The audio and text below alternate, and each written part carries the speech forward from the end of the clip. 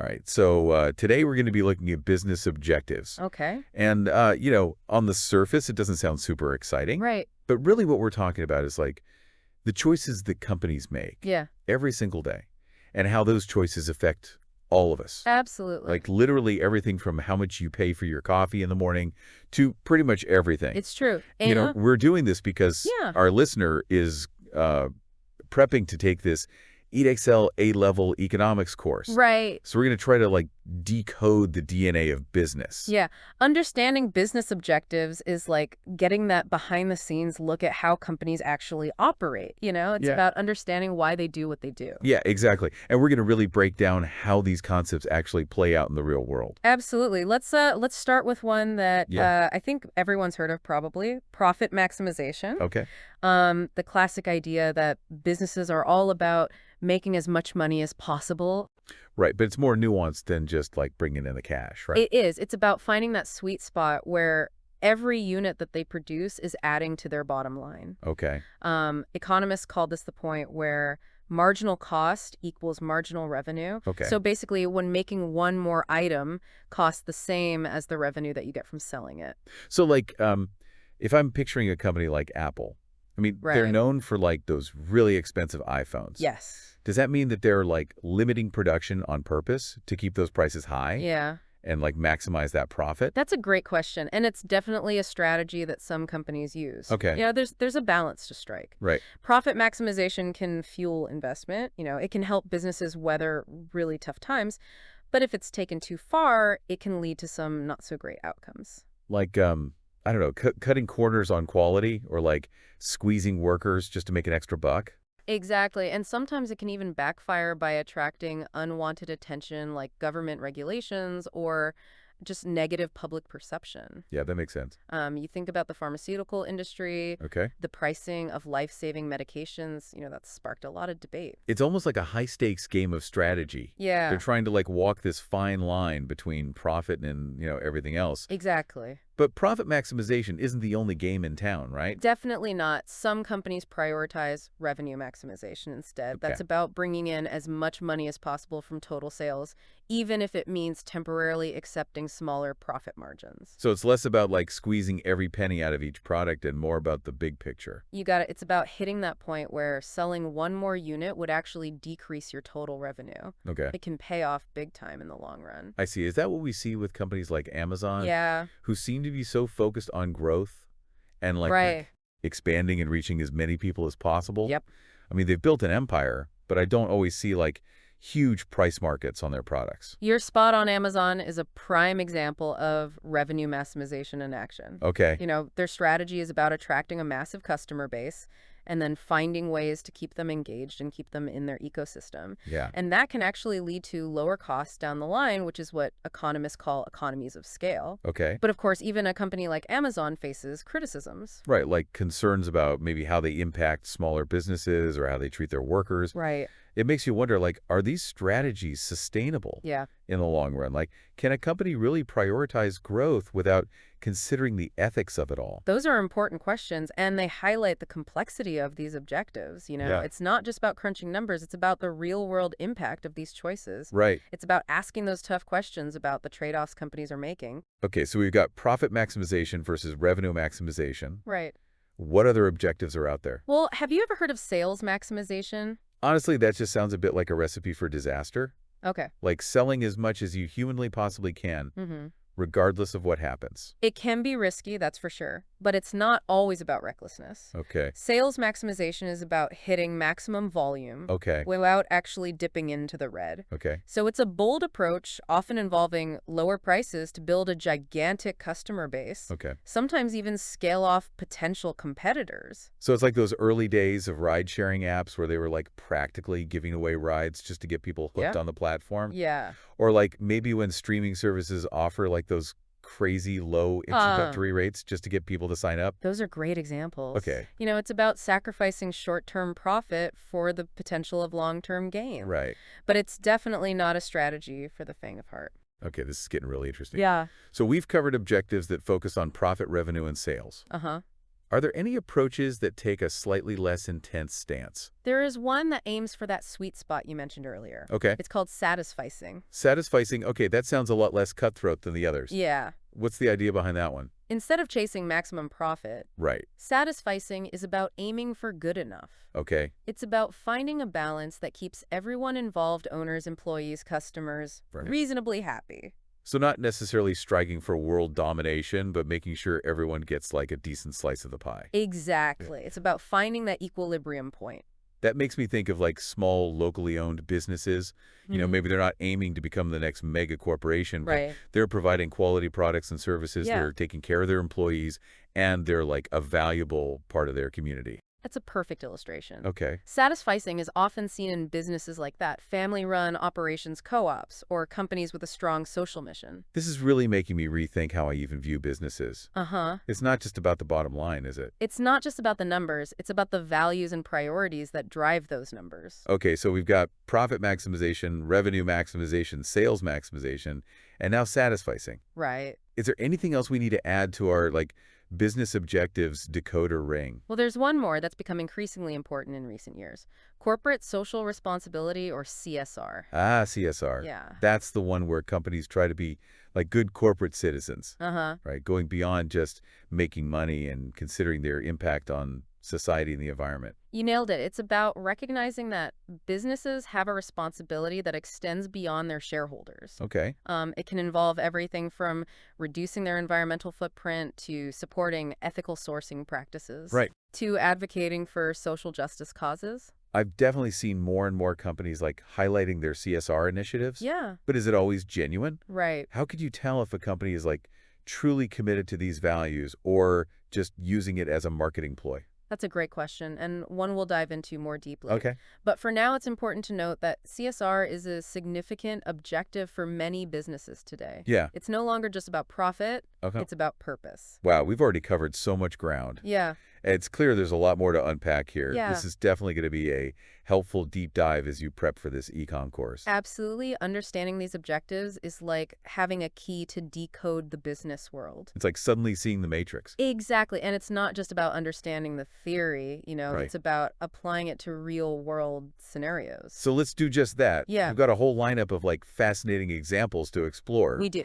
Like companies that are pushing the boundaries of innovation, disrupting entire industries, and like redefining what it even means to be a successful business. Yeah. I can't wait to dig in. We're going to analyze their strategies, dissect their choices, Yeah. and maybe even learn a thing or two from their successes and their failures. Okay. I'm officially hooked. All right. Let's get to it. Let's do it. Okay, so let's circle back to Apple for a sec. Okay. That company you mentioned earlier, known for those high-priced iPhones. Yeah. They're kind of a fascinating case study when it comes to this whole profit maximization thing. Yeah, it's interesting because they're not just about like squeezing every last dollar out of their customers. Right. They're also like pouring resources into building a premium brand, creating a seamless user experience, and constantly innovating. Exactly. So while profit is clearly like a driving force for them, Yeah. it's not their sole focus. They've Yeah. cultivated this like fiercely loyal customer base. Yeah. That's willing to pay a premium for products that they perceive as like high quality and cutting edge. Right. They're playing the long game, Yeah. building a brand that people aspire to be a part of. It's like they're creating a whole ecosystem, not just selling individual products. Yeah. And it's working. I mean, people line up for hours to get the latest iPhone. Right. It's a cultural phenomenon. It really is. And that brand loyalty gives them a certain level of pricing power. Right. They can charge a premium because people believe in the value they're getting. Okay, so that's profit maximization Apple style. Yes. But then you have companies like Amazon who've taken a totally different approach. Right. Focusing on revenue maximization, even if it means operating on like thin profit margins for years. Yeah, they are the masters of playing the long game. Right. Their strategy is all about achieving massive scale. Yeah. Becoming an indispensable part of people's lives. Yeah. I mean, think about it. They started as an online bookstore. Right. And now they're a retail giant, a cloud computing powerhouse, a streaming service, and Right. who knows what they'll call it next. Yeah, it's almost like they're playing a different game altogether. Yeah, It's not just about selling products. right. It's about building an ecosystem that people like can't live without. Precisely, they're willing to forego those immediate profits to capture market share and just lock in customers. Yeah. Think about Amazon Prime. Okay. You know, they're giving you free shipping, streaming, video music, all sorts of perks for a relatively low annual fee. I have to admit, I am totally guilty of falling into the Amazon trap. Right. That free shipping is hard to resist, Yeah. even though I know they're playing the long game with me. They're playing it brilliantly, and it all ties back to revenue maximization. Okay. You know, it's about building a platform so massive, so interconnected that it becomes the go-to destination for everything. Yeah, it's a fascinating strategy, Mm-hmm. but it does raise some like ethical concerns. Right. There's been a lot of debate about, their impact on smaller businesses' worker conditions in their warehouses and whether their dominance is even good for competition. Yeah, you're right. Those are valid concerns, and it highlights like a crucial point. Okay. You know, understanding business objective isn't just about analyzing numbers. Yeah, It's about grappling with the real-world consequences of those choices. right. It's about asking those tough questions about the trade-offs companies are making. So it's not just about picking a strategy and running with it. Right. There are ethical considerations woven into every decision. Exactly. And those ethical considerations are becoming increasingly important as consumers become more aware of the impact their choices have. Which brings us to corporate social responsibility, right? Yes. That's where companies are trying to balance profit with purpose. Precisely. CSR is about recognizing that businesses have a responsibility that goes beyond their shareholders. Okay. It's about considering their impact on the environment, their employees, their communities, Right. and society as a whole. It's like companies are waking up to the fact that they're not operating in a vacuum. Yeah. Like their actions have ripple effects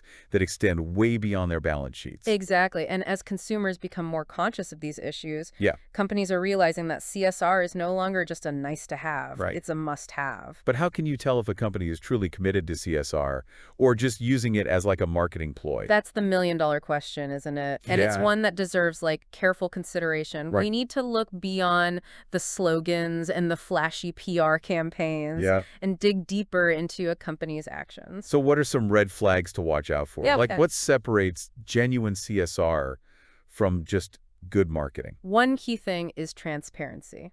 Okay. Are they open about their supply chains? Uh-huh. Are they willing to share their environmental impact data? Okay. Are they setting measurable goals and reporting on their progress? It's like they need to show their work, not just tell us they're doing good. Exactly. Another thing to consider is whether their actions align with their words. Okay. You know, do they support causes they claim to care about? Right. Are they treating their employees fairly? Uh-huh. Are they making tangible efforts to reduce their environmental footprint? So it's about looking for consistency between their values and their actions. Yeah, It's about making sure they're walking the walk, not just talking the talk. you got it. And that's why it's so important to stay informed, to ask questions, Yeah. and to hold companies accountable for their claims. Speaking of holding companies accountable, what about those businesses that prioritize keeping everyone happy? Right. The satisficers, as we call them. Yeah. Are they getting lost in the shuffle as these bigger, bolder objectives take center stage? That's a great question, and one that's often overlooked. Yeah. You know, satisficing might not sound as glamorous as profit maximization Right. or as world-changing as CSR,